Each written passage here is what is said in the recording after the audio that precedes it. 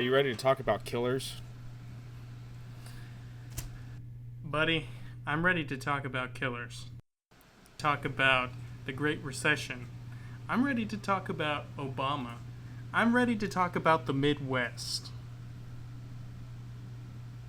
I'm ready to talk about Stephen King's Mr. Mercedes.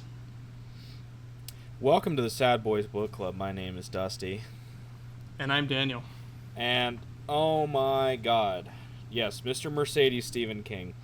So, Daniel, we've been covering a decent amount of pretty heavy books so far this year. You know, we had Beloved, we had As Long as the Lemon Trees Grow, we had Giovanni's Room, all just definitely like peaks in literature.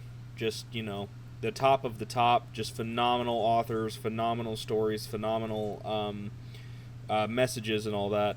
I gotta say, it's really nice to get back to something that just feels really fun. Yeah, I'm very much enjoying this too. I think it's a nice little change of pace. Yeah, it's nice to not come into this feeling like I'm having this like massive weight that this book has put on me. Which is, by the way, this is not me sitting there saying anything negative about those books. They're phenomenal books. I'm glad we covered them. I loved reading them. But, you know, there was almost this kind of, like, weight of expectation that was on them to where it's like, you know, it's such a heavy subject, it's such a sensitive subject, and it's like you got to make sure that you approach it with the adequate amount of respect that it deserves. And it's at least for me, sometimes it's, like, stressful and it's a little nerve-wracking because I'm like, oh, God, you know, this is such an incredible book. And then, like, which, you know, I've said a lot of things to you about Stephen King and how much he's one of my favorite authors. I love his work. Every single book of his I've read, which, granted, in the grand scheme of Stephen King works, is not a lot. I've absolutely loved. We covered The Shining last October. I read 4 Stephen King books in April of this year, the Bachman books. 2 of which, as of the time of this recording, the Sad Boys book review is up. Maybe one of these days I'll get around to finishing the Roadwork and Running Man reviews and put those up, but I'm very, very behind on Sad Boys book reviews yet again. So this is not to say that Stephen King is not a top-tier author. In my opinion, he's one of the best fiction authors of the 20th century. Like, he's just so incredibly talented. His work is just beyond legendary. You know, all of that, but it does feel completely different approaching a Stephen King novel compared to approaching James Baldwin or Zulfa Kato or, you know, Toni Morrison. It's just, I opened this book, I read the first couple of pages, and it just kind of felt like I was getting back into that headspace where I'm just like, all right, reading like this is meant to be fun, so let's have fun with it. And I have been having so much fun with this book. My God, I love it. I wanted to peel the curtain back, actually, to further that point just a little bit. To say, and this is not, I'm not trying to, like, do, Dusty exposed, but you read all of the section that we're covering today. Yes. That's you know, that shows how just fun and, you know, engaging this one is. It shows 2 things. Also, this is not the first time I've done this. This is not the second time. I've done this a lot with a lot of our books. I've done it with Caliban's War. I've done it with Beloved. I've done it with, I don't know. Probably there's a good chance that most of the books we've covered, there's been at least 1 week where I read it all on the day that we record. So I say that speaks to 2 things. 1, how much fun I'm having reading the book, and 2, how bad of a procrastinator I am. I've owned this book for almost 4 months, and I waited until the day of for us to record that I decided to read it. I will say it that probably does help us out when it comes time to for the recap segment. It's probably fresher in your mind than it is in mine. Yeah, which part of the reason for why I didn't mind waiting so long is this week was very conducive for it. My wife and son are visiting They're visiting my wife's sister right now, so they're out of state, and I'm ostensibly just kind of alone while they're gone for the next week. So all I did today was read. I woke up, I finished Warbreaker, which maybe one day I'll put a Sad Voice book review in. Really enjoyed it, by the way, just kind of a minor spoiler to that. And then I took a little bit of a break, and then I read a little bit of this. I read, for lack of a better term, I'll call it part one, the debt ret part. Took another bit of a break, ate, watched some YouTube, just kind of gave my eyes a little bit of a rest, came back and read part two. And, whew, man, I've read a lot today, and I am probably going to start The Way of Kings as soon as we wrap up here. So, wow. Very read-heavy day for me today. Yeah, you're really on a reading binge. I wouldn't have it any other way. I read, 7 books in April? I think I finished 6 and I started 7 books in April. And I haven't read like that since. May and June were really rough. I finished, 2 books in May and 1 book in June. And I just finished my first book so far in July, and we're about halfway through the month. But, yeah, it's been a bit of a slow couple of months after that absolute tyrant that was April, where I went through all 4 of the Bachman books. As Long as the Lemon Trees Grow. What were the other books I read? I finished at least one more. I can't remember what. Doesn't matter. Anyways, yeah. To get back on topic, though. Yes. Mr. Mercedes by Stephen King. This is book 1 of the Bill Hodges trilogy, as it's called. Oh, I didn't realize it was a trilogy. Yeah, there are 3 books in this series. There's Mr. Mercedes, Finders Keepers, and End of Watch, which, if I'm getting this right, is 2014, 2015, and 2016 respectively. So that makes this one of the more recent books we've covered. Maybe the second most maybe third, depending on when Caliban's War was published. I want to say Caliban's War was 2012 or 2013. Okay, well then this is the second most recent book that we covered after As Long as the Lemon Trees Grow. Yeah. So this is probably about 13 books ago for Stephen King. Yes, the man is a productivity machine. Anyways, we should probably talk about Mr. Mercedes. Sure. Daniel, this is what would this be for you? Would this be your 4th or 5th King novel? Am I close? Am I way off? That sounds right. Okay, so let me think. The Shining, Pet Sematary, Salem's Lot. I want to say there's at least 2 more that I'm not remembering. My bet. Carrie, The Dead Zone, Misery. Maybe it's the 4th. Okay. But I have done a couple of the short story collections, so that might be inflating the count in my mind. It still counts. It's still Stephen King works. So yeah. Yeah, I just mean like each one is like 4 usually or more. So I think that's artificially inflating the count in my mind. But I think I've in terms of complete works, this is probably around. Then it would be like 6 or 7. Okay. So like, we're both pretty low on the sample size for King, all things considered, given his massive body of work. But so far, only being about, I know this is remarkably preliminary, but we're only about a third of the way through the book, a little more than. How would you rate this so far in terms of your Stephen King, the works that you've read? How would you rate this compared to the ones that you've read so far? I don't know. To me, it's a little still too early to call. Because some of his stuff, I would say contrary to what I've seen, I think a lot of his stuff can I'll put it this way: the endings can be very strong, or they can just kind of just end. Which again, over like a 50-year career, that's going to happen. So I think some of it's going to come down to how that pulls together. But that said, I am very much enjoying what we have read so far. Yeah. I guess really I guess a better way to put it would be relative to the first act of the ones that you have read. Well, I would say just about the middle. I know that sounds like faint praise, but it's just like there's a lot of things about this that were really good, and one or two things that I think probably could have used a little bit of a touch up. Um, I'm assuming the touch ups would be things surrounding Brady. What is it, Brady Hatsfield? Actually, not so much. I think he did it. This is actually a really good portrayal, maybe one of the best portrayals of like really weird right wing internet poisoned people. Incel.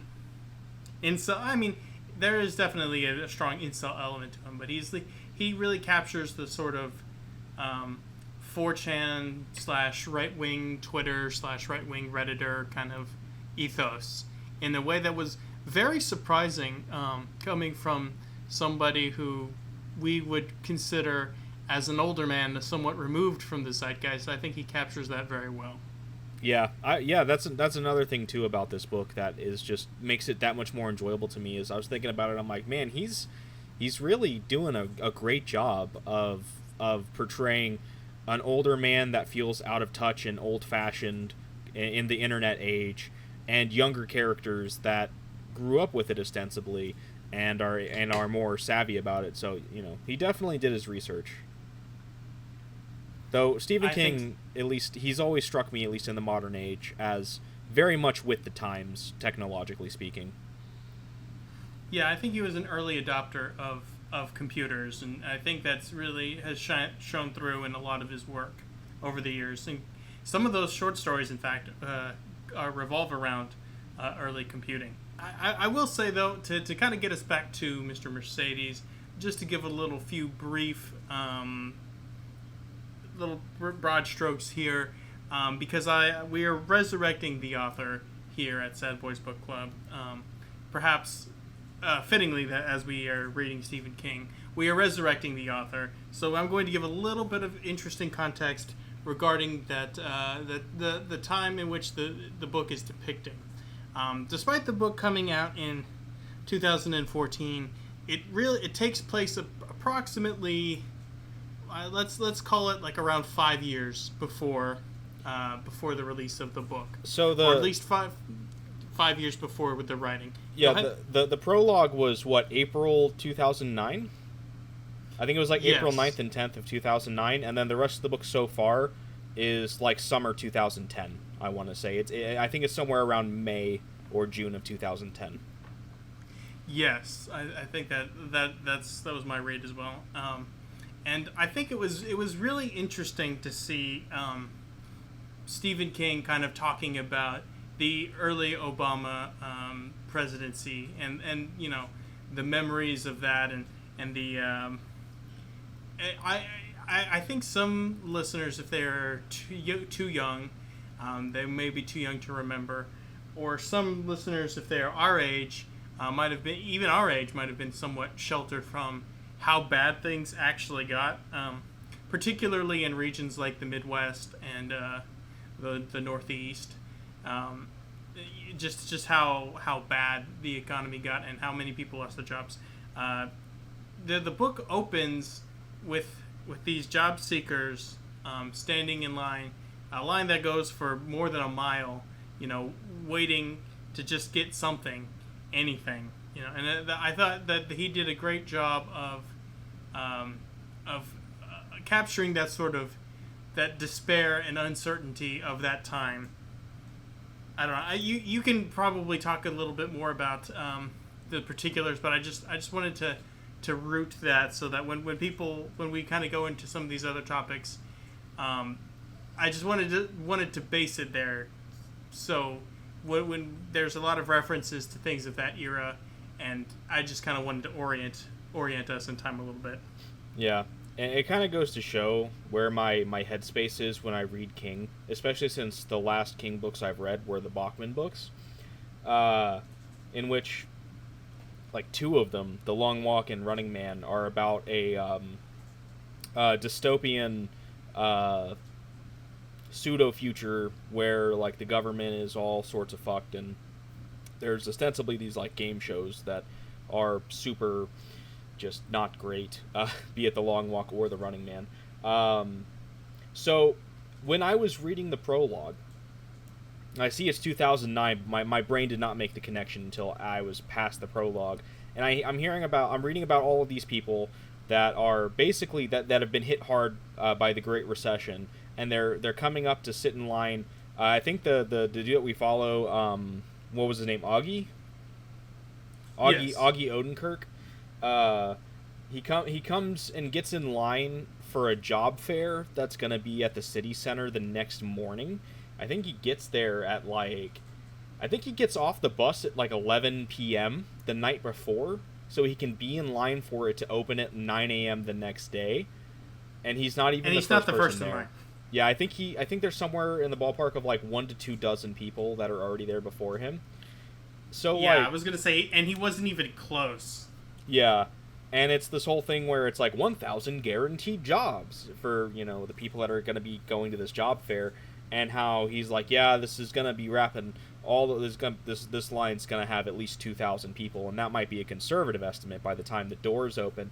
And my thought process, because I'm getting into the Stephen King headspace, is, man, this is some really dystopic future, huh? Wow, this is kind of crazy, isn't it? And then I'm reading through and I get to the after the prologue to the 2010 storyline, and I'm oh yeah, the Great Recession was a thing, wasn't it? That was pretty bad. That's what this is doing. This isn't a dystopian future. This is our past. Oh yeah. And honestly, a lot of the recovery, it was I'm sure you've heard the phrase the K-shaped recovery. A lot of people really haven't come back from it. I mean, obviously the quote unquote the economy recovered, but what does that actually mean? That's not necessarily a topic for this show.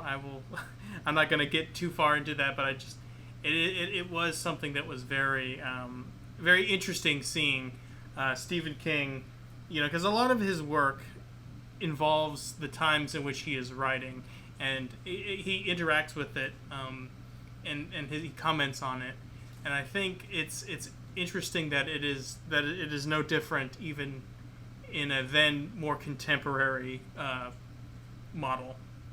Yeah.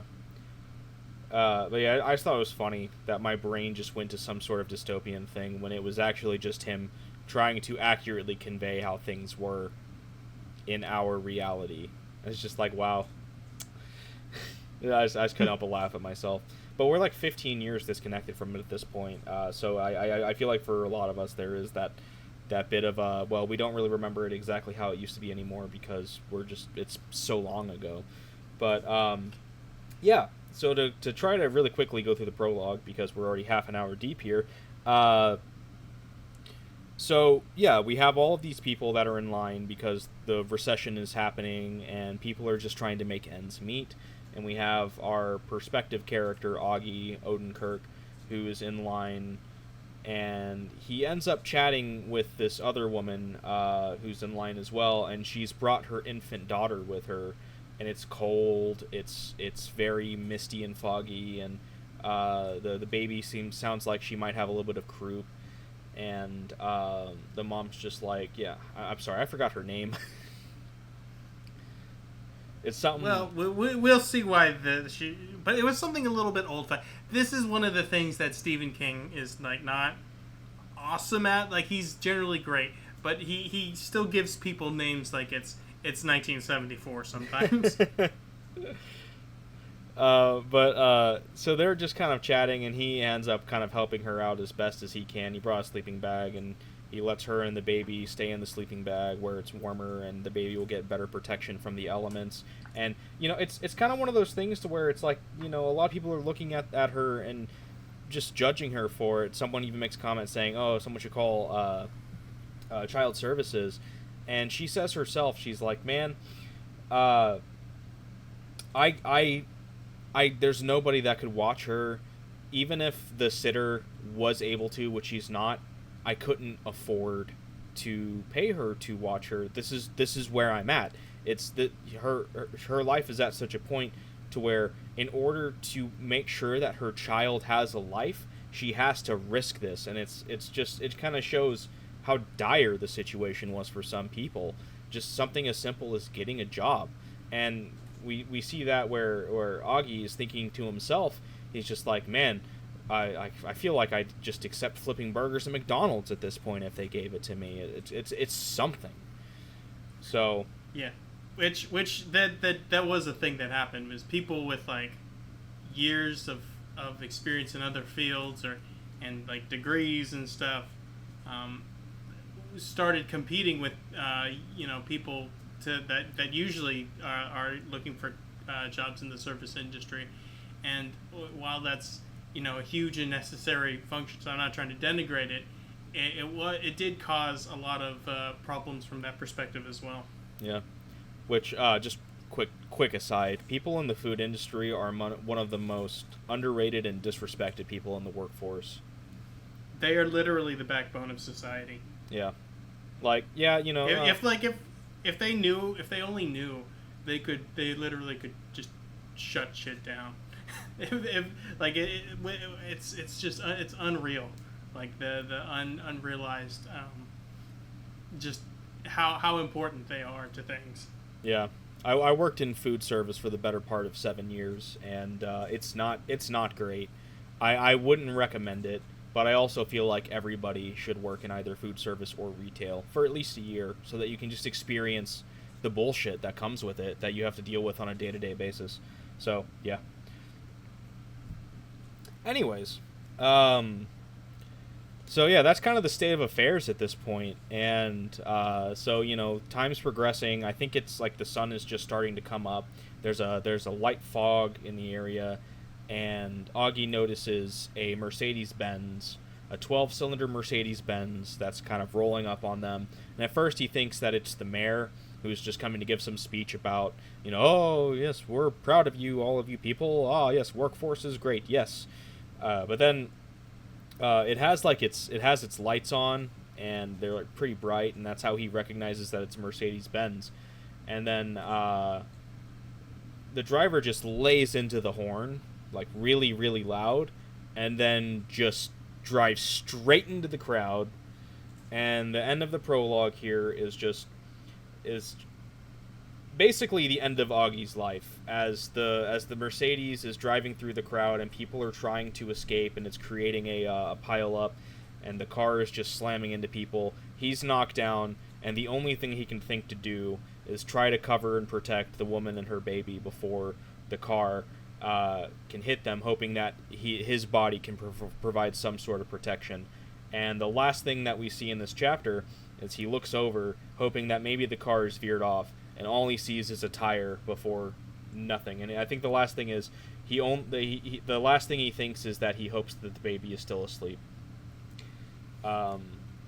And then time runs out. Yep. I think it's the next phrase. Yeah, I think the last line is, and then time ran out. Yeah. And real quick, one of the things that I kind of enjoyed that King did a couple of times in this first bit is he would say, like, there would be a character that said something, and then there would be a little, like, in parentheses say, like, that dude's left arm was about to be ripped off by a Mercedes-Benz. Yeah, that was he really does that a lot. Where he will give, I don't know how to, I mean, you could call it foreshadowing, but it's so blatant it almost feels like a spoiler tease. Like it was, because it was something like, and that guy who was boorishly yelling would lose his arm in about 30 minutes or something like that. And it was like, wait, what? You can't what was say that? You can't say it's foreshadowing, because foreshadowing implies some form of subtlety. And King is basically saying, this guy is about to die soon. And then when he dies, you're like, oh yeah, indeed. Yeah, I actually don't quite know how to describe that. Whether that's because I really agree with you. I don't think it's foreshadowing, but nevertheless, it feels like it shouldn't work. It feels like it should be like, you just kind of.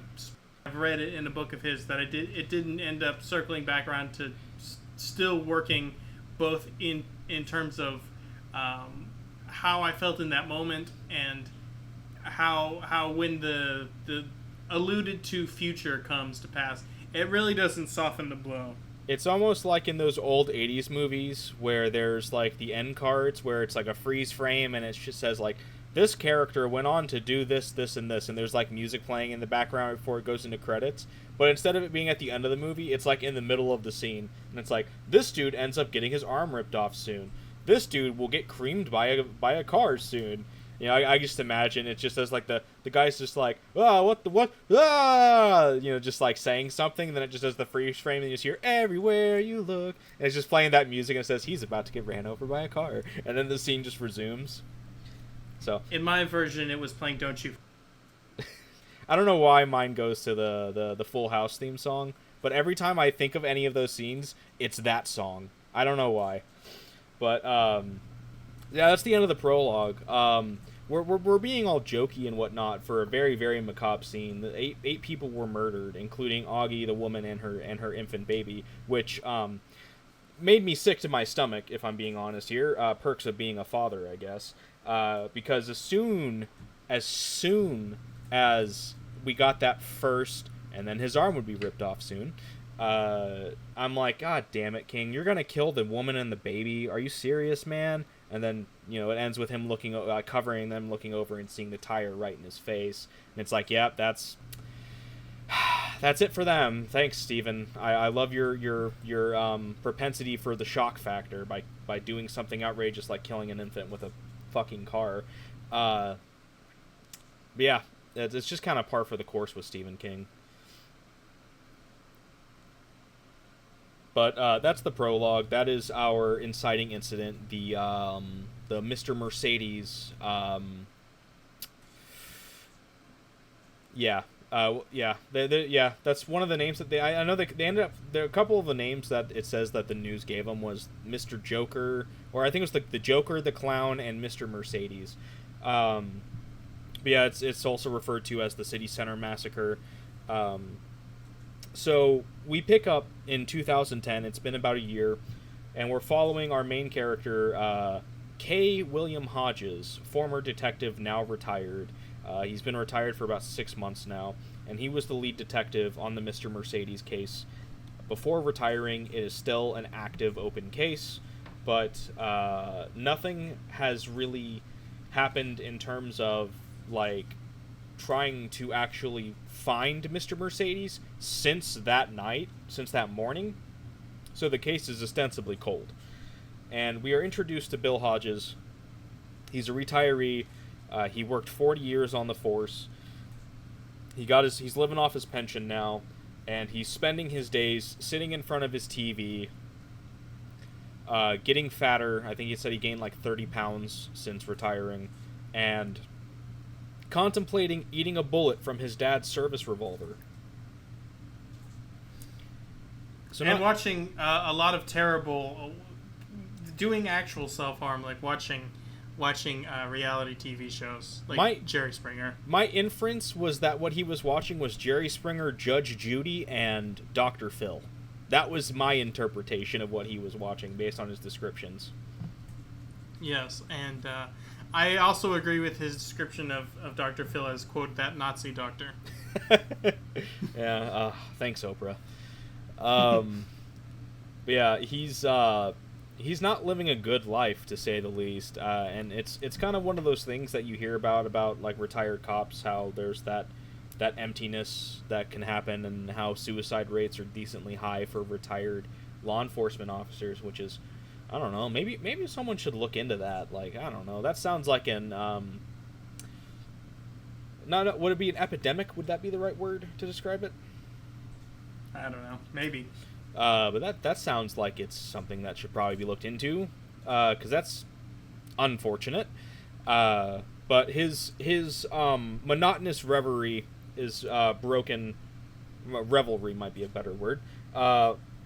Is broken by the daily mail that comes through the mail slot, which most of the time is just trash, and he's just kind of looking through and keeping the coupons and throwing away the ads. But then he finds this thick letter that's like 4 pages thick, and there's no return address. There's the smiley face is on the envelope too, right? That's what sticks out to him. Wasn't it sealed with the smiley face? That could be what it was. Or it was on the envelope in one form or another. Yeah, and that's what sticks out to him is it's a smiley face that like kind of like the Walmart smiley face, which as far as I'm aware isn't a thing anymore.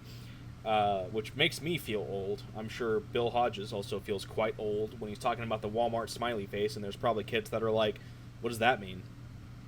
Now it's just that weird kind of asterisk thing, and they took the hyphen out of Walmart. I still spell it with a hyphen, by the way. Call me an old person if you want, but I still type WAL hyphen capital MART. Like, this is what happens when you when respecting the hyphen goes too far. I know, man. Well, you got to respect the hyphen. That's just the rules. You have to respect the hyphen. Anyways, so yeah, it's a smiley face with a big grin, with like a toothy grin and sunglasses on, and that was not for lack of a better term, the calling card of Mr. Mercedes, which I feel like Yes. I feel like it's hard pressed to call it a calling card if there was just one incident. Which I guess technically you can call it a calling card now, because you see that it's what he basically used to sign off with like all of the letters that we'll see, all two of them that we'll see in this first part. But like it's just something that he put on the steering wheel of the car, of the Mercedes, when he left it. So I mean, like, can you call it a calling card if there's only one instance of it, at least officially? I think you probably can, because if for no other reason, then what else would you call it, Yeah, I don't know. But for lack of a better term, it's his calling card. And so Bill pulls out the letter and he's reading it. And it's basically this... It's from Mr. Mercedes. And it's this big just kind of like, oh man, how's it going? I've read all about your retirement parties, and I've watched them on TV shows and movies, and I bet this is how yours went. Man, how's retirement treating you? I bet you're just keep looking at that gun trying to think about killing yourself. That's a thing. Huh. Well, I bet you kind of feel bad about how you never caught me. That's a shame. For you, I guess, not for me. Anyways, go fuck yourself, loser. Haha. Also, hey, if you want to talk to me, here, go to this website about someone's was under Betty's blue umbrella or something like that. Your new Debbie's. Is it Betty?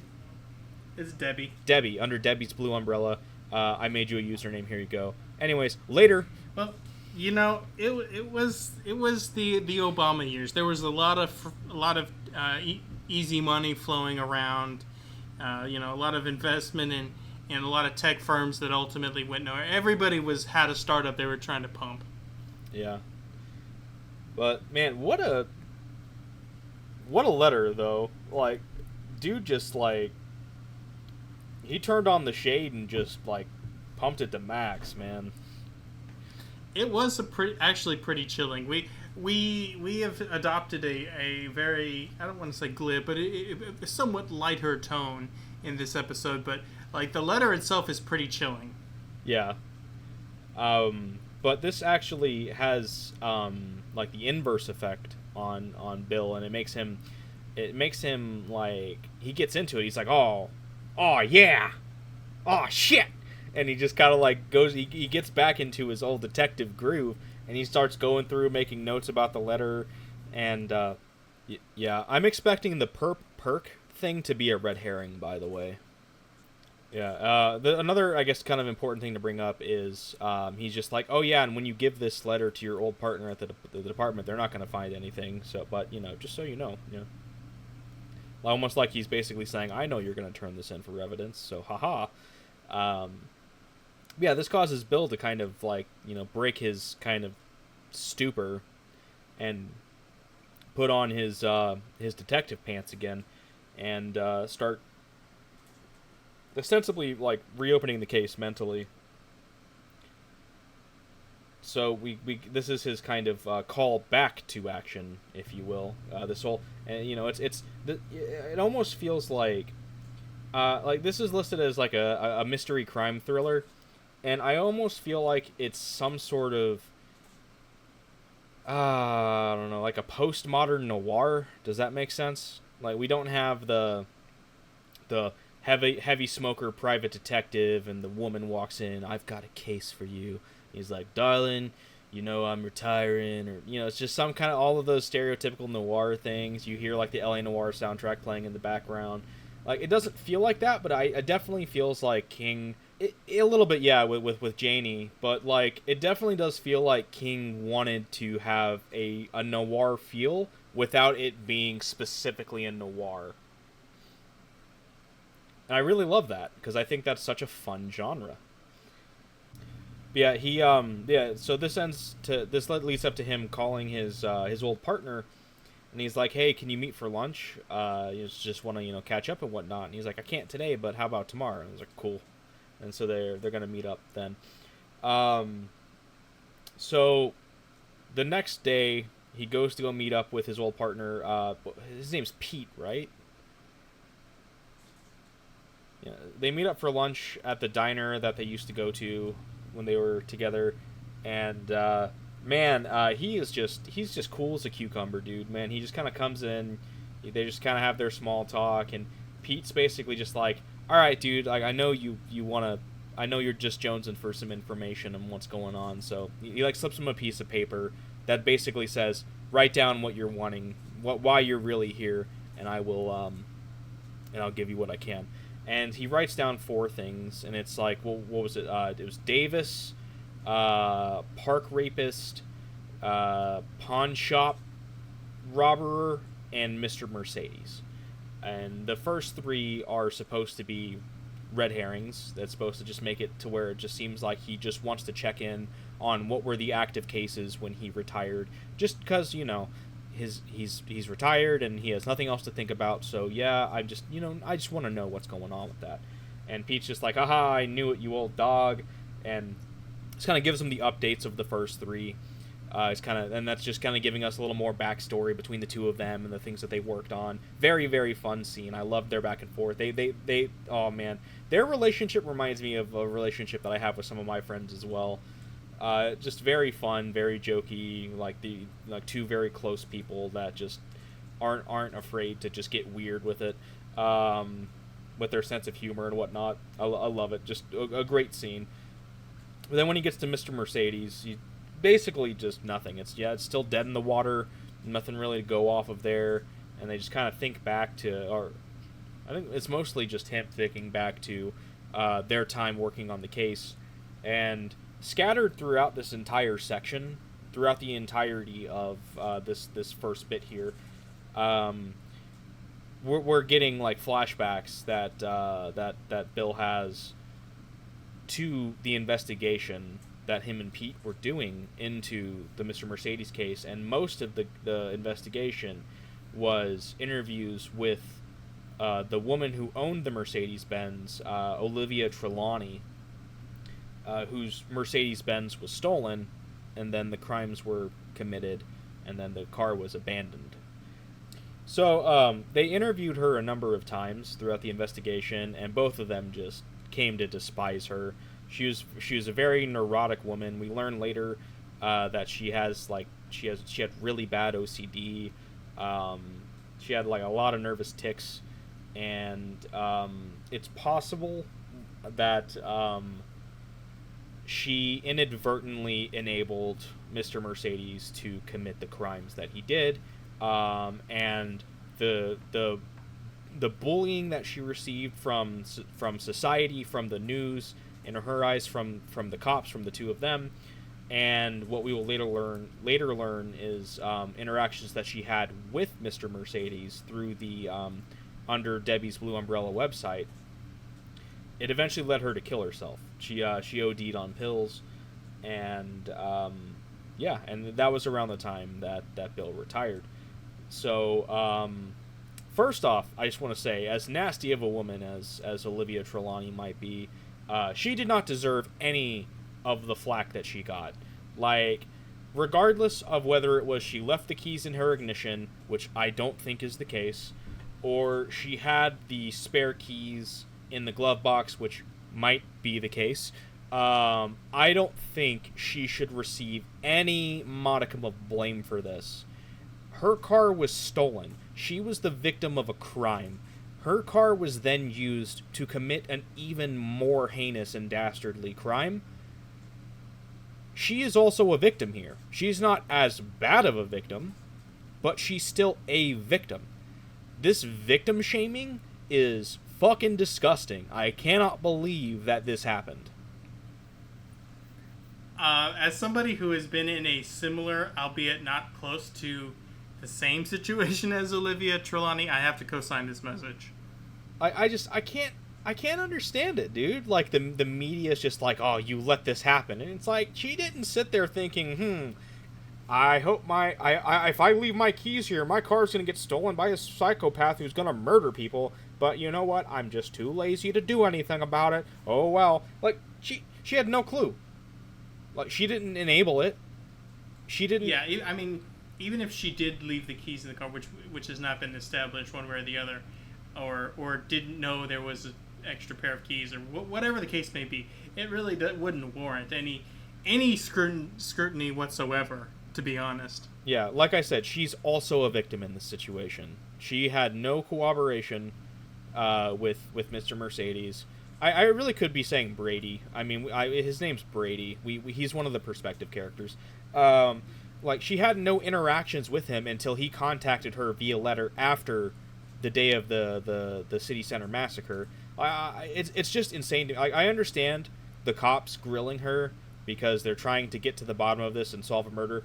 They were probably unfair to her as well. They were really quick to judge her. They both hated her, and they both just kind of kept bothering her. So yeah, there might have been a little bit of harassment for sure from Pete and Bill, but like, whatever, cops will be cops. I can just kind of get past that one. But the media slamming her like they did, and then like the vandalism that was going on in her house, like she was getting eggs, she was getting TP. There was like graffiti being sprayed up that was calling her killer cunt. On her whatever the gateway, her entryway. Yeah, which let it be said now that she was married to a massively successful stock not manipulator, but a guy was really into stocks and technology and whatnot. He became mega rich off of the stock market in like the 80s and 90s.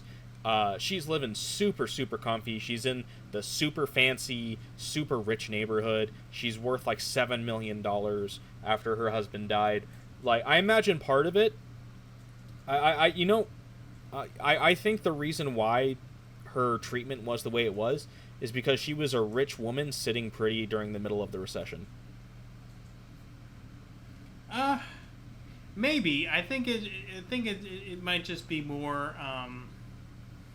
I think it's just more that in the absence of anybody really to blame because of the failure of the police investigation, it just became easier to latch onto this person who they could view as a scapegoat. It probably doesn't help that I imagine this is also an aspect because Stephen King is himself, I would say, a fairly liberal person. And I think this would probably fit within his broader opinions of it being like the media is inherently more scrutinizing and unfair towards women than men in cases like this. Yeah. That's my read on it. I just can't imagine that the vitriol would have been as big if it would have been some dude's F-150, some poor guy's F-150 that got stolen. It would just, Well, but like, not many poor guys with a F-150. Okay, I just, picked another vehicle that's probably less expensive than a Mercedes-Benz. But, I'll grant you that. It's still a relatively common vehicle to where you can see even like lower middle class to upper lower class people driving one. Point being, I can't imagine that this response would have been near as toxic if it was, some poor person's truck that got stolen. Also, there's no way a sedan would have caused this much havoc, so it can't be, oh no, someone stole my Corolla and ran over 8 people. It just probably would not have been as successful.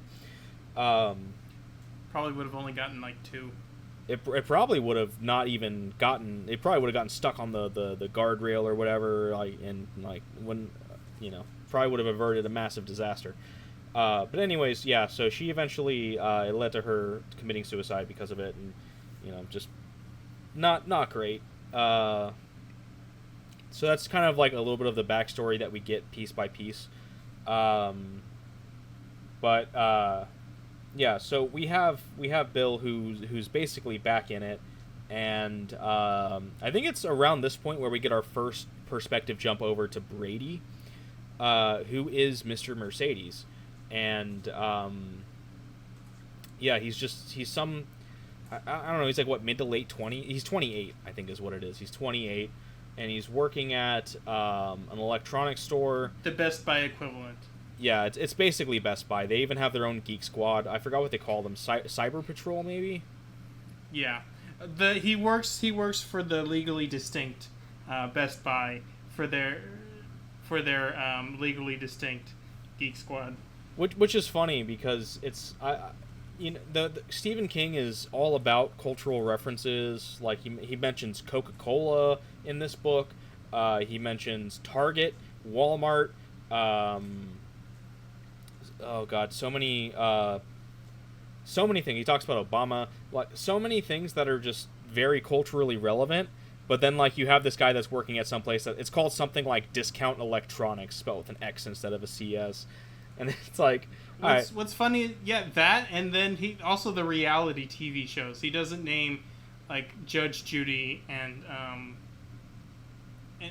Dr. Phil and Jerry Springer, but he references. I don't know. It's very interesting. Maybe we should think about that as we go along. What he chooses to reference and what he chooses to kind of elide, to kind of reference in passing. Yeah. Which, while I'm thinking about it as well, speaking of other things that he chooses to reference, one of the flashbacks we get as well is when Bill and Pete are at the scene where Brady ditched the Mercedes, and where they find it, and the doors are shut. It's electronically locked. There's no key in the ignition, and he leaves the clown mask on the seat, and it's been bleached so that there's no evidence remaining, and there's gore all on the front of it and on the windshield, and it's just them kind of like finding the car and doing their investigation. And I took a screenshot and sent it to my wife because I thought this was hilarious. I love how tongue-in-cheek and how like ironically self-flagellating Stephen King can be sometimes. There's such a great little like back and forth here. I'm just gonna read it real quick. I think this is Pete talking, by the way. Creepy as hell. You ever see that TV movie about the clown in the sewer?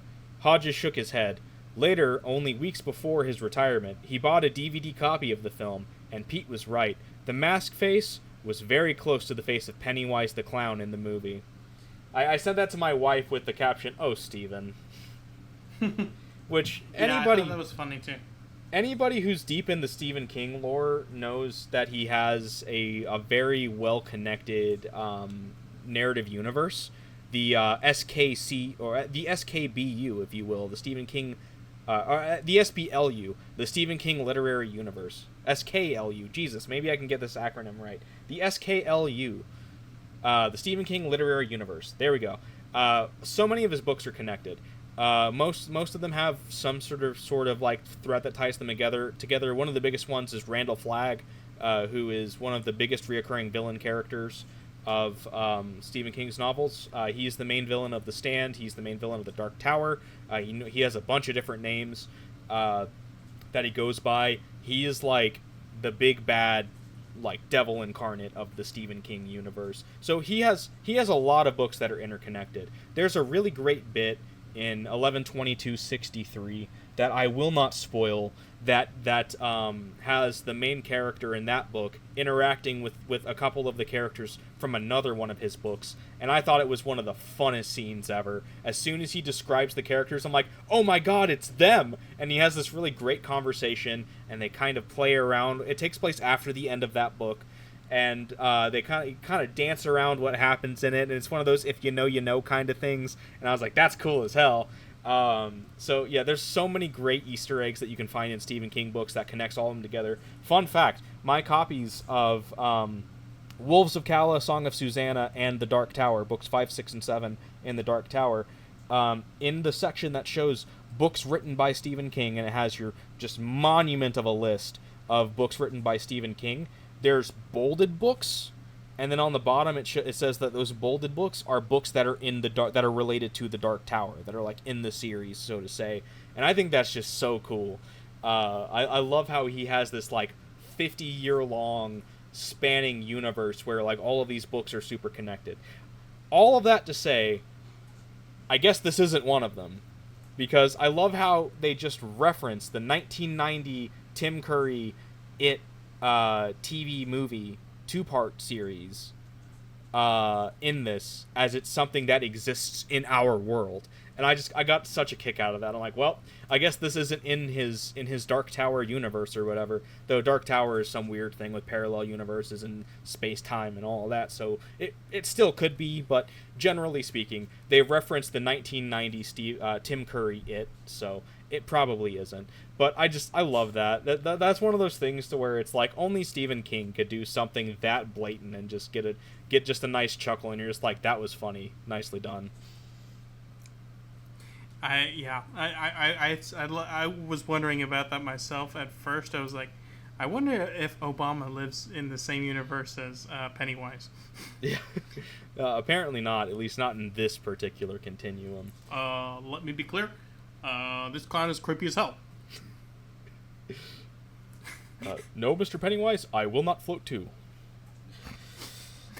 Oh man, it's fantastic. By the way, it is one of my favorite books. I love that book to death, minus those like 4 pages that everybody knows about. Anyways, so yeah, Brady, he's working for Discount. I feel like you can even go as far as say Discount Circuit City. Really, it's just such a rinky-dink place. The dude's just like, we're moving to computers. That's a little early 2000s diss for you. Yeah, there are still Radio Shacks, right? Like at least somewhere. There are like a few. They like kind of tried to make them have a comeback, and they were like being epic Twitter memers for a little while, like a couple of years ago. But that was mostly like an NFT style pump and dump. But there are still like a few independent ones that exist under the Radio Shack name. Yeah. But Radio Shack is mostly a non-entity nowadays. Yeah. Other corporations that have been mentioned in this book so far, by the way, that I just remembered. Costco. I just forgot the one that I was about to say. Best Buy. I think Radio Shack was mentioned as well. I love how I got a good kick out of this as well. This book takes place in 2010. It was published in 2014. And the boss of the electronic place is talking to Brady, and he's just like, everything's kind of on the downward swing because of the economy and whatnot. It's like Radio Shack's going out of getting hard times. Best Buy is facing hard times. Let me try that again. Best Buy is facing hard times, and it's so funny to me. Like, I've been hearing for over a decade now that Best Buy is about to go out of business any day now. Like GameStop's about to go out of business any day now, and somehow those establishments are still standing. Granted, I went into my local Best Buy a couple weeks ago, and it's just so disappointing how nothing is in there. If you want to buy a mediocre computer that'll be outdated the second you walk out the store, then Best Buy will be good for you. I was gonna say outdated like 6 months ago. Yeah, at least, and it really wasn't even that great in its time. Yeah, if you want to buy a TV, then Best Buy is good for you. But if you're someone like me who used to go to Best Buy back in the day to peruse their, even at the time, somewhat limited video game section, GameStop was always the better option anyways. Or like if you were like me and that was your go-to place for like movies and CDs, not a thing anymore. My local Best Buy has a very, very small video game section, but no movies, no CDs. It's a little bit. Yeah, they're stopping their distribution of physical media, which is really bad. We support physical media here, and I am very, very sad to hear this. Yeah. They actually used to have really good sales on like Blu-rays and DVDs, and it was actually a good place to build your collection, honestly. It was a great place to find steelbooks for video games too. Remember that I found that Like a Dragon steelbook there? That was rad. I loved that. Yeah, you told me about them, and I actually bought just the steelbook case, so now I have the steelbook case to go with my because I didn't get the steelbook version. Now I just bought the steelbook on its own, and It's really nice. Yeah, I'm a sucker for steelbooks. You know, I got the steelbook for Final Fantasy 16 and 7 Rebirth when they came out this year and last year. I got those steelbooks and I love them to death.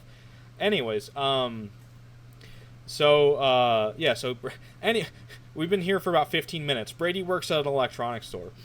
He also works he works 2 jobs, which only in America. And his second job, he works an ice cream truck, and he drives around and sells kids ice cream. And we also learned that this is how he's been ostensibly spying on Bill.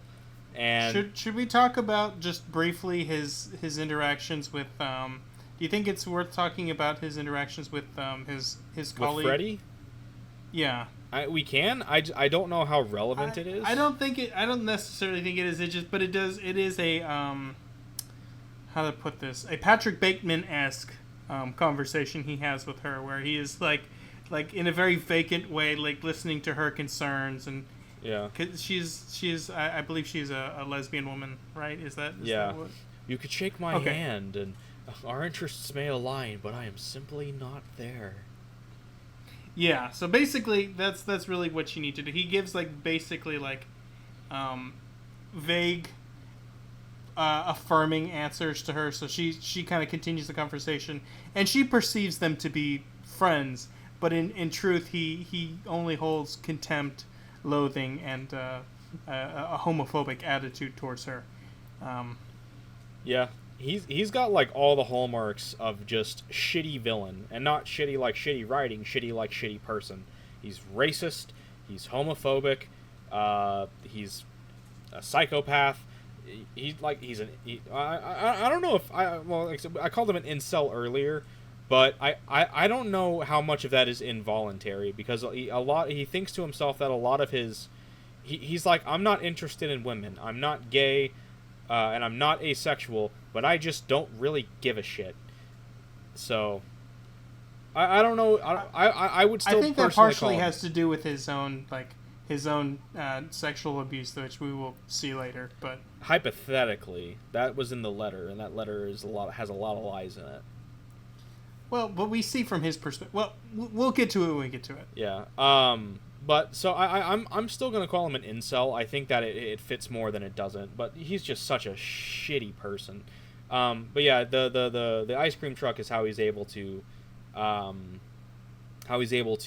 spy on Bill as he does, and how he knows about him holding the gun. He's never seen him put the gun in his mouth, but he just kind of extrapolates that from the things that he's heard based on cops and them playing with their guns after retirement. Which I feel like this is as good a time as any to introduce another important character. My favorite character in the book so far, Jerome. He is the 17-year-old. He lives in Bill's neighborhood, right? Yes. Yeah, and he's a 17-year-old kid that Bill will pay to mow his yard and whatnot, or help him with any electronical needs that he has. And Bill considers him basically his only friend at this point in time.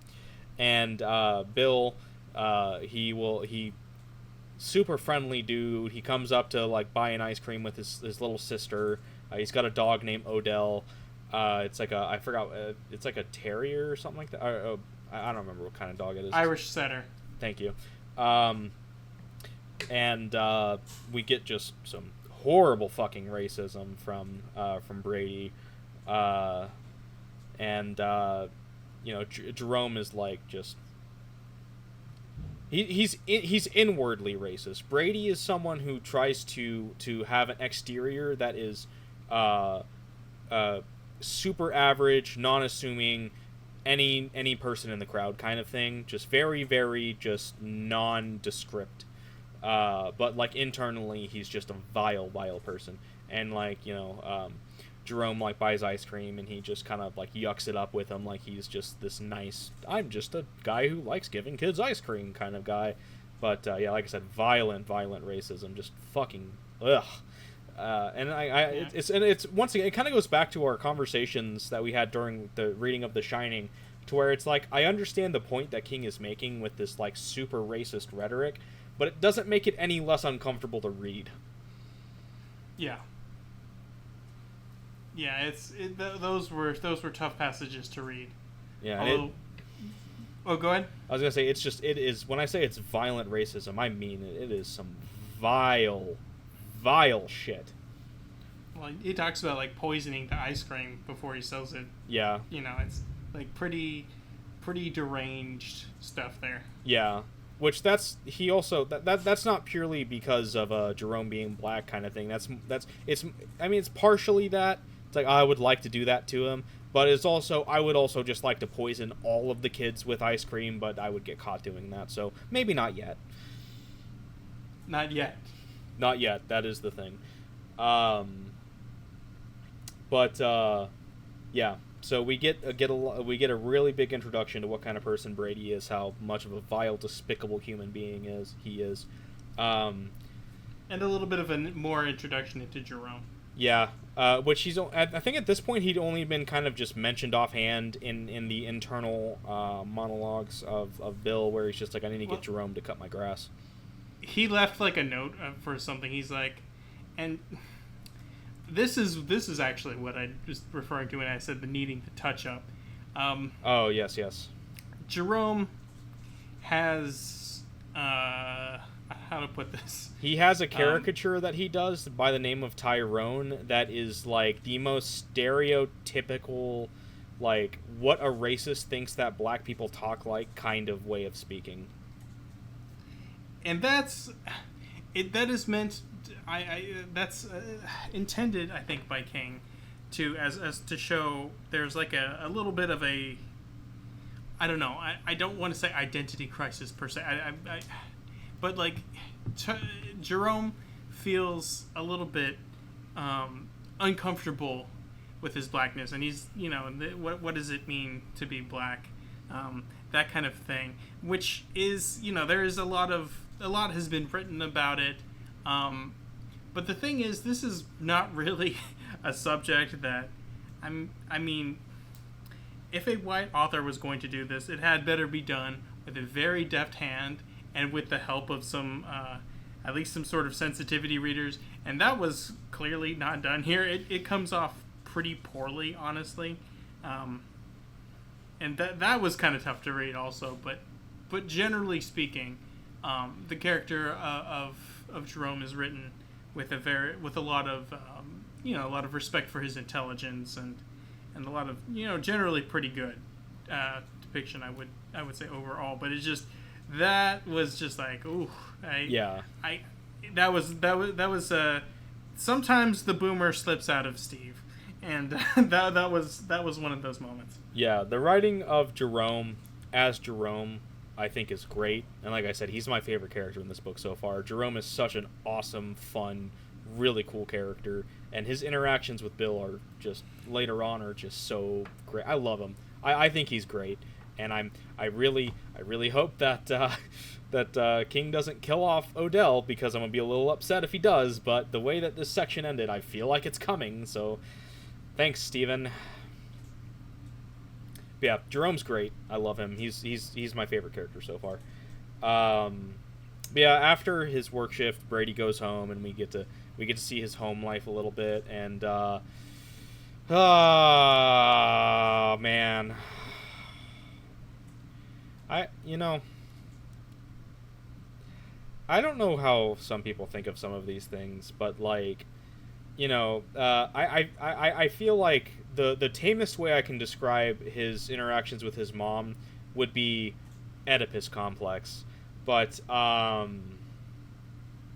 Jesus Christ, man. I would say it's a little more than that. There's clearly unhealthy intentions flowing both ways. I have a feeling that before this book ends, he is going to fuck and murder his mom, and I don't know which order he's going to do that in. And I'm scared at which order he's going to possibly do that in.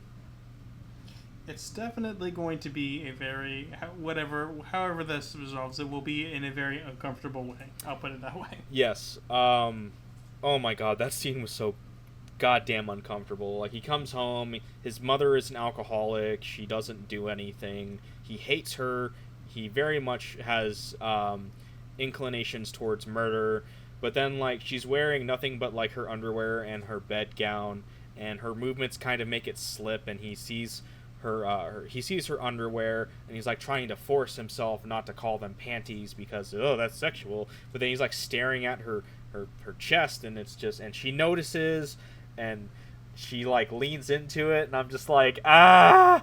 And then he has this conversation with her, and then he is it the first time or the second time when he like goes to like kiss her goodnight? I don't remember. I thought that was the second time. It might be the second time. It probably is, but I'm just gonna lump this in here as well, just to kind of like have the whole mom interactions all in one spot. But then, like, I guess like the second night that he goes home, he's talking to her. She's like watching Survivor. It's not relevant. Or no, the first night she's watching Survivor. The second night she's watching The Bachelor. And like he goes to like kiss her goodnight. I think he's like, she asks him for like a goodnight kiss. It's it's all in all not the weirdest thing, like, kiss on the cheek, kiss on the forehead, whatever. It's families do it. But then like she grabs him and she's basically starts making out with him. It's like one kiss, but she's like licking his lip and like pulling him in and grabbing his hair, and I'm just like, what the fuck is happening? It's so why? Yeah, it's very creepy. I get it. It's like, I mean, it works to create the pathology of the villain himself, but it is very uncomfortable. Yeah, and like it that might be something that points towards maybe at most there's some half truths to the sexual abuse in his childhood from the letter that we'll get to later. But yeah, gives me the ick. So much of this book has given me the ick, which is funny because at the beginning I'm just like, oh, this book's so much fun, I love reading it, it's great, and it is, but like, it's Stephen King. You're gonna get the ick with the great. It's just kind of par for the course. Yeah, just such a fucked up relationship with his mother as it is. But then he goes down to what he calls his command center. It's in the basement. It's where he killed his brother and his mom covered it up. Don't know much about that, but that's a thing that happened. He killed his brother. I'm assuming he pushed him down the stairs. And his mother covered it up, and his mother asked him to do that. So we'll just add another layer of fuck to that relationship. We'll probably get more details down the line, but ostensibly that's all we know. And he's got this like, oh, you know how cool this guy is because he's got voice commands for his lights and his computers. What a fucking Chad. Oh my god. And not just that, he's got a voice command to turn his computers on, which has a 20-second countdown before they just like fry the hard drives completely, but then he's got a deactivation word that he has to say to do it, and boy, let me tell you what these words are, because oh my god, if you didn't think this guy was cool enough yet, like, just hold on to your pants, because here comes the coolest shit ever. I forgot what he says to turn on the lights, by the way. Is it control? It's like control, right? Or it's something like that. I don't know. But then, like, to turn on the computers, it's chaos. And he wanted something cooler, like Armageddon or Apocalypse, but his voice recognition system does better with 2 syllables, so he had to settle for chaos, because that's cool.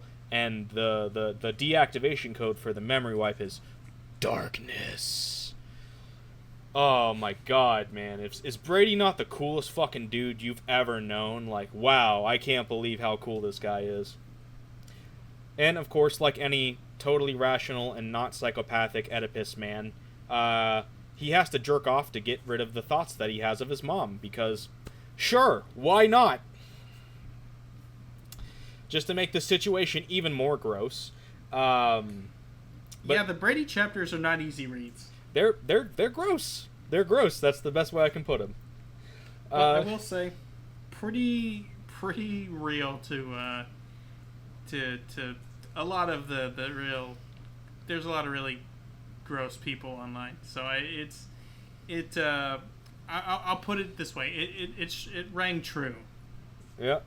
Stephen King knows how to make a villain villainous. That's for sure. Because there are, I'm gonna say 0 positive qualities in Brady at this point in time. and I expect that number to decrease as the book goes on. I think that's probably a fair expectation. But yeah, we learn about his different contraptions that he makes, which also this dude should be in. This dude definitely went to the Microsoft Xbox naming convention of how to name things cool, because he has a super sick invention called Number One, and his really impressive next invention called Number Two. And then, believe it or not, you can't guess what his next invention was called. It was called Number Three. And Number One is it's a clicker that changes red lights, which I'm sure everybody wishes they had.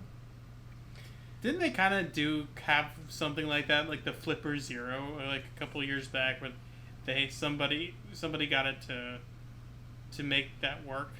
It used like RFID to mess with stuff. I'm not sure, honestly. That would be news to me, but I wouldn't be surprised if someone did that. I don't think we've been told what Number Two is, but I'm pretty confident that's the thing that allowed him to get inside the Mercedes-Benz, based on some things that we've learned so far. And then, I think I'm getting these right, and I think Number Three is his plastic explosives and his suicide vest. I think that's right. You know, totally rational things to have and invent. And I love how he's sitting there talking, and he's talking about how, to us, the readers, how he's just such a great inventor, but all of his ideas just very conveniently have already been made. Like, he had this great idea for a rolling vacuum cleaner called the, what was it called, like the Rhoda or something like that? The Rova? Something like that. And then he yeah. Sorry? Go ahead. Yeah, and then he's like walking, and he stops and looks in like a Circuit City or something, and he sees the Roomba, and he's like, son of a bitch! That was kind of amusing. Yeah. I love the idea of him always being, like, just a little too late to the party. Yeah. But, yeah, that's kind of, I guess, our first little bit for Brady. He's desperately waiting for Bill to hop onto the website and chat with him. That's kind of the next stage of his plan, because he knows Bill won't be able to resist. But to hop back over to Bill, and I'm going to try to move a little quicker. Leaving the diner, he sees a kid being harassed by some of the other kind of thug kids that are in the area, and he goes and he beats them up and kind of like saves the kid, but the kid's not really like super gracious about it. He's just kind of like, you know, wary of Bill, and then Bill feels great about it. As he should be, to be perfectly honest with you. Yeah, this old fat guy just kind of walked up and beat up the dudes that were trying to rob him, and then was just like, why aren't you in school? Which, granted, it wasn't like an accusatory thing. It was just kind of like a why aren't you in school right now kind of thing. But, well, it's pretty clear that Bill is or was a cop. Yeah. And I think it's fair to say that a child in that circumstance would be very wary around him. Yeah, but he's feeling the justice flow through him, and he's feeling great. Shout out Fat Man over here. Yeah, yeah. I think it's after this that he goes. Yeah, he just kind of wanders with what he assumes is nowhere really to go, but he ends up driving to I forgot what it's called. It's something like Sugar Hills or Sugar Heights or something like that. The place where Trelawney's house was. Something like I want to say it was Sugar Hill, but when you said Sugar Heights, that also sounded right. It's the rich people place. It's the rich white people place. Also important, yeah. Yeah. I just also want to throw out here that I did mention this up at the top, but this takes place in an unidentified Midwestern town. I was about to ask, do you remember where the city takes place? They do not identify the city, but they do say you can see the Great Lakes from there. Yeah. And it is insane. So they don't, and thus also my comment about the Great Recession being worse in the Midwest for a lot of people. I think that was I think that's also a big part of it. It's unlike a lot of Stephen King books, which take place in the Northeast generally, or Maine specifically. This one takes place in an unidentified, a semi-large city in the Midwest. For some reason, I want to say Columbus, Ohio, but I don't know if that's right. So my thought process would be either Ohio or Eastern Michigan, because he does say that their closest sports team is the Cleveland Indians. So it's got to be somewhere around Ohio. It must be, you know what? It must be Cleveland-ish, because they talk about the Great Lakes. Columbus is not on the Great Lakes. I don't know what I was thinking there. And they do talk about the then named Cleveland Indians. Yeah, and also another thing, Brady has thoughts of assassinating Obama, and he knows that he has, quote-unquote, a chance, I highly doubt that, of doing that, because Obama comes here a lot, because this is an important swing state for him, which Ohio was an important swing state in 2008 and 2012. And he comes to this city a lot because it means a lot for his re-election campaign. So Ohio does kind of track. I think Michigan also could kind of track with that as well, but I feel like Ohio is the safe option. Mm-hmm. Yeah, I mean, if it was in Michigan, they would have like a Detroit Tigers hat or something, you know? Yeah, but Detroit's West Michigan, right? No, it's East. Is it? Okay, I don't know Michigan very well, so forgive me. Fake Midwesterner. I've never been to Michigan. I could drive like 6 minutes to the east and probably see it, but I've never been. Anyways, so shit. Okay, I lost my place for a second. Bill ends up in front of Trelawney's house, and he's just kind of spacing, and we're getting more of the backstory of the investigation and whatnot. And eventually, he gets like a knock on his window, and this dude with a gun, and he notices a gun in his holster. He assumes he's either like private security or some form of something like that. And the dude kind of is starting to interrogate him as to like, what you doing here? You've been here for a while, and Bill just kind of like checks him. And he just kind of hits him with the cop knowledge that he has, and he's just like, you must be, some sort of private security or something. I hope you have your concealed carry permit in your wallet, because it's a felony if you don't have it on your wallet, because it's supposed to be on your person as well. And like, it's a kind of awkward and kind of tense, like kind of standoffish kind of thing at first, until they're playing law judo.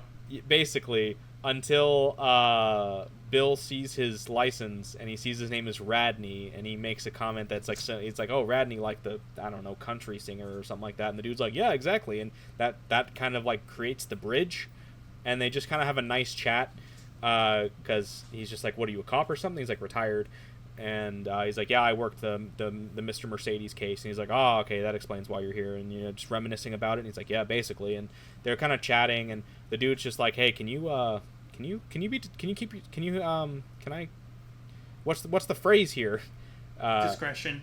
Yeah, I forgot what the sentence is though. It's like, can you keep this discretion or something? I don't remember. And can I trust in your discretion? Thank you. That's what it was. And the security guy Radney is like, hey, I talked to I'm private security for this neighborhood basically, and one of the neighbors who was here, she told me that Olivia Trelawney's sister, what is it, Janelle, she's been here for a bit. She got everything in the will. Yeah, she's just kind of been around. She got along pretty well with this woman, and yeah. And Bill's like, okay, interesting.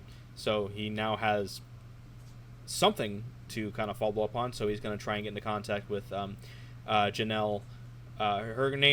She's recently divorced, but her name was Janelle Patterson, and he's going to try and get into contact with her because she might have some things that Olivia might have withheld from the cops that could help in the case. He theorizes that she might also have letters like the one that he got the other day from Brady. So he goes. Did Brady allude to that in his letter? I don't remember. I don't think so. I think maybe on his riff on suicide, he's like, yes, it would be curious. It would be Unfortunate if you took your life, just like Olivia Trelawney, who did after I contacted her. Oh, So it was something like yeah. that. I think you're right. So he's wanting to see possibly the letters that if she still has them. And so yeah, he goes back home. He's still not going to give the letter to Pete. He's going to hold it close to the chest. And he's still not going onto the website yet to chat with him. He's still trying to make sure that he's doing this all in the best way for him to do this. So he contacts Janelle, and they set up a meeting to meet the next day. He goes and he meets with her, and this is the kind of noir scene that we kind of alluded to earlier. He goes and meets with her, and it does have some of the similar trappings that you'd find in a noir. The detective character sees this, in his eyes, very beautiful, voluptuous woman who has this job for him to do. Like, the dude's like, he's just staring at her. He's just like, oh yeah, her boobies look great in that turtleneck. And as she's walking away, he's like, ooh. That's another Stephen King. Yeah. That's like, okay, Steve, come on. It's like, ooh, I like watching her from behind just as well as I like watching her from the front. I'm like, calm down, dude. You're like a middle-aged, like keep it in your pants, man. Come on. But he's talking with her. And she's like, oh, I'm so glad that you contacted me because I think you're perfect for what I want. I want to find out who drove my sister to suicide. And he's like, I want to find the guy that massacred those people. And she's like, great. So we're of the same mind of this. And he asks about the letters. We get a little bit of what she was doing between her sister's death and now, which is basically just, I got divorced, I came here. It's just kind of character building. We learn a lot of Olivia's past, and like kind of some things that give her more context to the weird kind of tics and mannerisms she had while she was being questioned by the cops. We learn that she was very, like, she had OCD, and she had high stress, which caused, like, I don't know if I would go as far as say it was an eating disorder, but it was like her high stress would cause her to like vomit a lot. And she just happened to marry rich because her husband understood the tech industry and invested in video games when the video game boom kind of happened in the mid 80s. And I love this. And then he discovered Microsoft, and it's like, there's where the money came from. that is kind of a joke if you like there wasn't that actually a little bit after the video game crash that almost destroyed the entire industry. Yeah, the crash was like, I want to say it was like early 80s, and then I think the NES was kind of the thing that kind of brought it back around, and that was like 80, I don't know, 83, 84 maybe when the NES came out. I'm just spitballing here. But yeah, the NES was like the revival of the video game industry, ostensibly. Yeah, it was.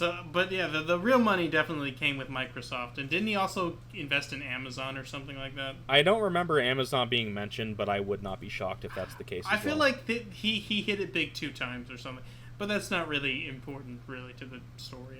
I don't think. Yeah, but we just kind of learn Olivia's backstory as well, and a little more context as to like why she was the woman she was.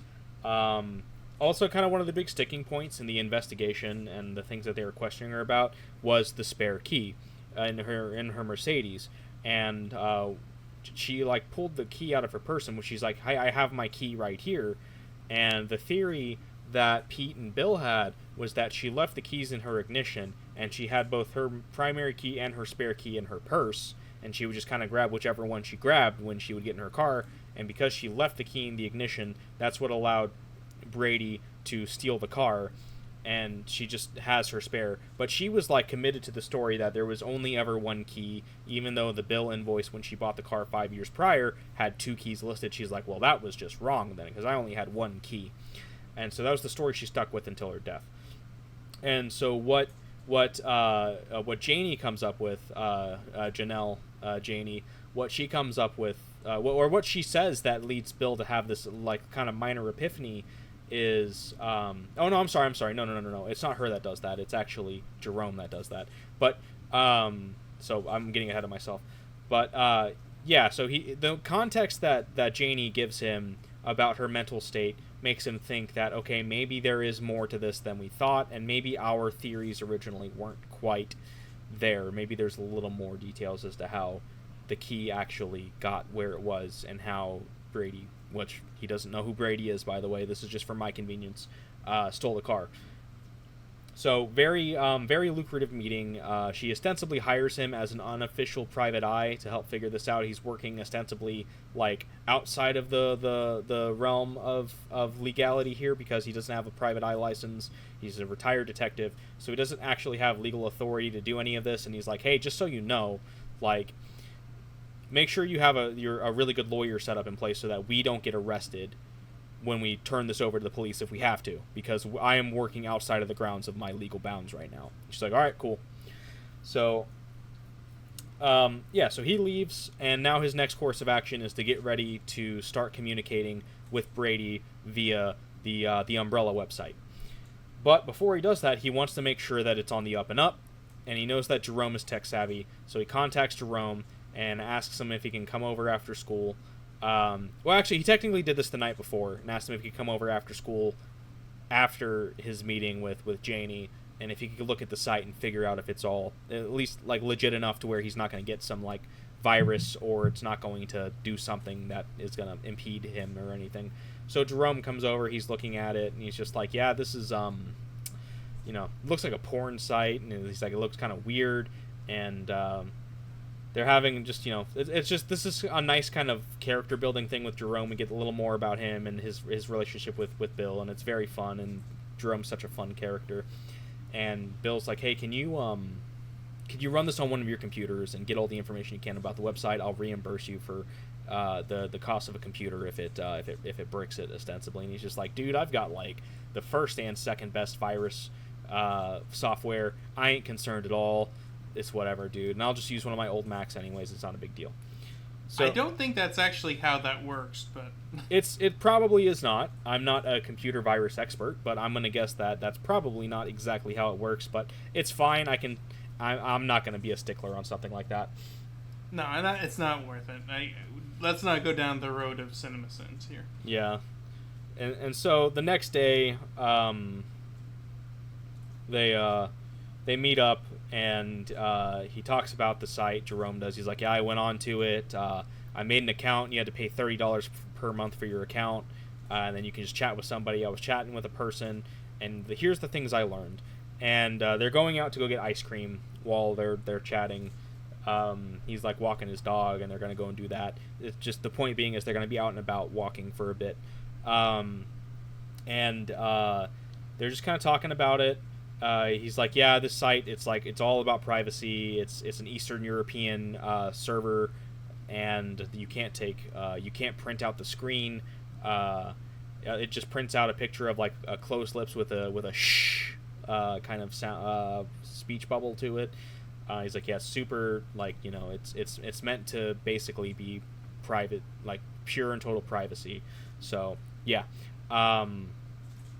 Basically, you're not going to be able to get any contact records, because one of the things we learned as well from Janie is that we get the letter.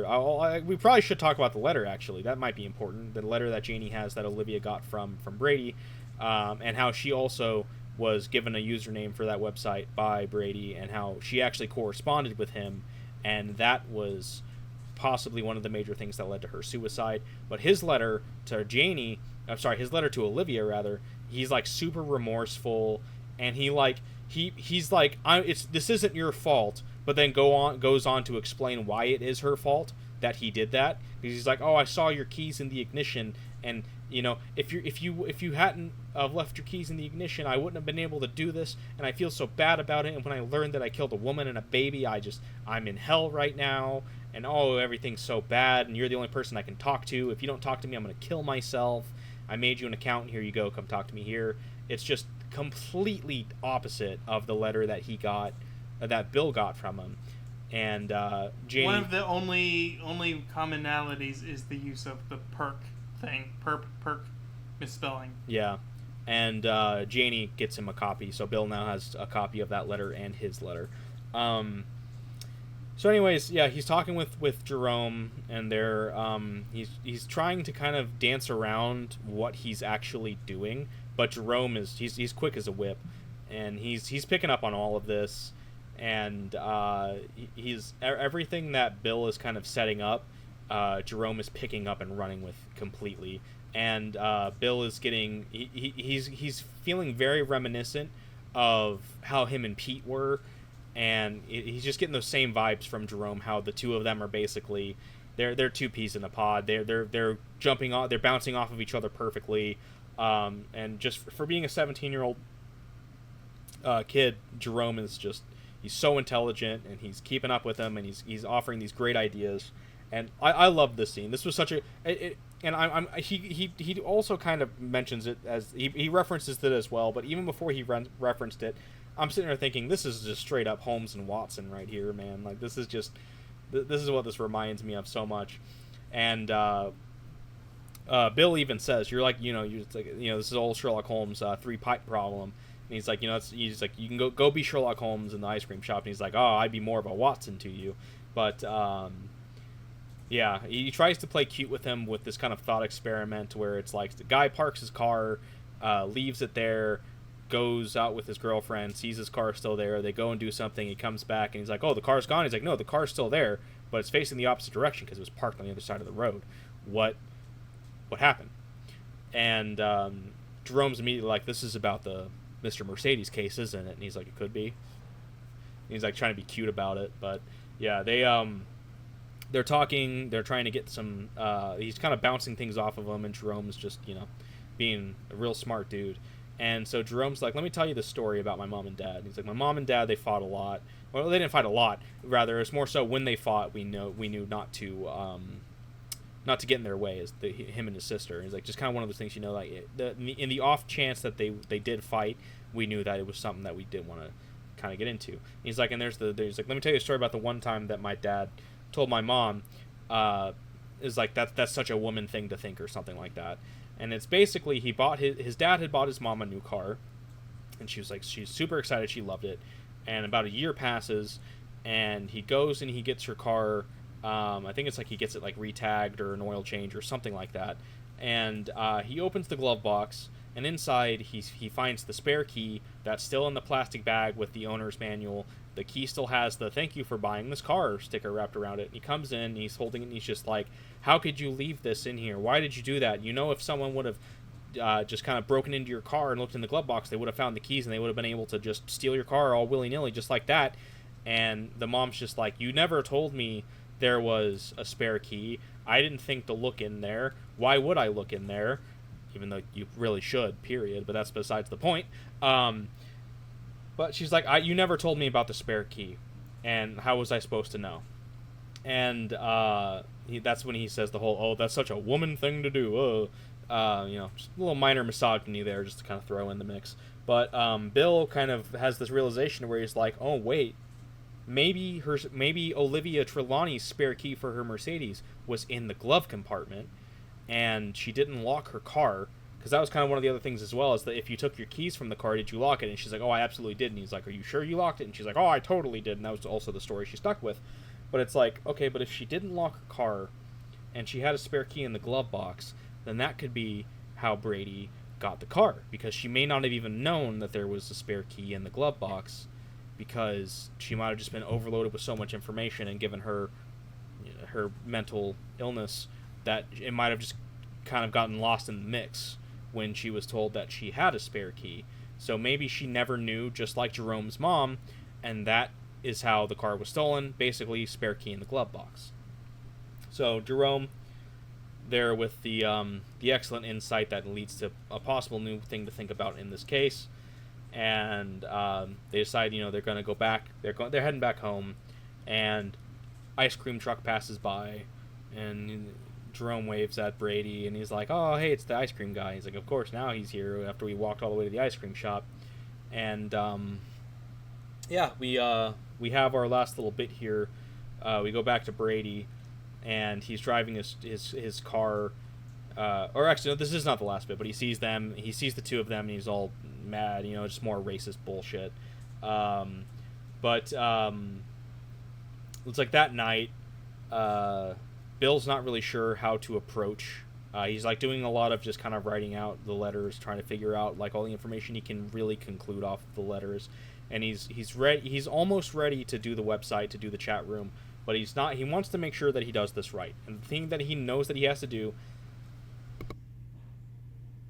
is he has to get him riled up, because he can't play into his hand, and he can't be too soft and he can't be too hard, but he knows he has to rile him up, and he's not really sure how to do it until he wakes up in the middle of the night. He has an epiphany, and he goes and he logs in, he sends a message to him, and meanwhile Brady, he's like getting kind of stressed because it's been this long, and as he sees it, Bill hasn't taken the bait for the website yet, and he's like, no, you should have taken it by now, and he's getting all flustered and pacing and whatnot, and he goes and he checks again like later on in the night, and he sees that he's finally gotten a notification, and he sees he's gotten a message from Bill, and in just an absolute awesome masterclass. Hang on, I'm gonna actually go grab my book so I can read the message out loud because I love it. So I'll be back in a second. The message that Bill sends to Brady, I love this. He says, "Seen a lot of false confessions in my time, but this one's a dilly. I'm retired but not stupid. Withheld evidence proves you are not the Mercedes killer. Fuck off, asshole." And that sets Brady off. He's just like, "Are you what? I am him. I am him. What?" It's like, "What do you mean withheld evidence?" What a masterstroke, dude. Like he just to tell him that we were given evidence. We have evidence that was never released that proves that you're not him. So just fuck off, dude. Like, I love it. What a great thing that was very clever. Yeah. Good writing of the character, and also a very clever solution on the part of Stephen King, the author. Yeah. However, I can't say I'm a fan of Brady's response to this. Shocker, I'm sure. So his resolution to this, in order to quote unquote prove to Brady that he is indeed Mr. Mercedes, because he just got played hard by Bill, is it sounds like he's gonna poison Odell, Jerome's dog, and I can't say I'm a fan of that. And the next part, we read part 1 and 2. Part 1 is called like Debt Ret, which is like Detective Retired. I forgot what part 2 was called. But part 3, the one we're about to start, is called Poison Bait, which seems to imply that he is going to poison the dog as bait for Bill. And I'm just, you don't, why you gotta kill the dog, dude? Like, come on. Yeah, I am dreading that portion. Yeah, but that's it for this section. That's all we're covering, and oh man, I'm really enjoying this book so far. Yeah, very very good book. I think we covered a lot of it. Pretty much. There's probably one or two other things that I wanted to mention at the beginning, but I honestly can't. I think we've got pretty much everything. So far, really enjoying the book. It's a lot of fun. It's good. It's good Stephen King. Definitely recommend picking it up from your local library or local bookstore, whatever works best for you. Very excited to cover part 2. Yes. Part 2, we are going to be covering Poison Bait, which I'm just going to call part 3.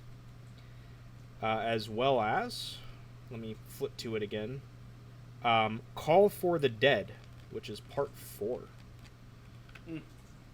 So that is what we'll be covering next week. Well, I'm excited. I am as well. Thank you everybody for listening, and we will catch you then. Yep. Take care.